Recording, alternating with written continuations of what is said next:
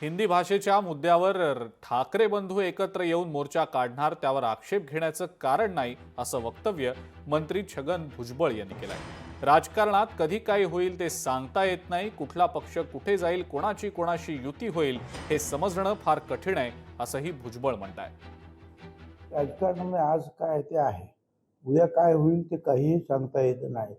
कुठला पक्ष कुठे जाईल, कोणाची युती होईल ते सांगणं मोठं कठीण आहे। तसं तर लोकांचं जे आहे विशफुल थिंकिंग ज्याला आपण म्हणतो, अनेकांचे आहे ते मागेच मी सांगितलं, दोन पवार दोन ठाकरे एकत्रित यावं वगैरे वगैरे, परंतु राजकारणामध्ये तसं घडतंच असं नाही। शिवसेना पक्षाची मूळपासूनची शिवसेना पक्ष निर्माण झाला तोच हा मराठीच्या प्रश्नावर, त्यामुळे मराठीवर एकत्रित येणं काही नवीन आहे असं मला वाटत नाही। आणि त्याने जो तो निर्णय घेतला असेल तर ठीक आहे, ओके आहे, त्याबद्दल ऑब्जेक्शन घेण्याचं काही कारण मला दिसत नाही।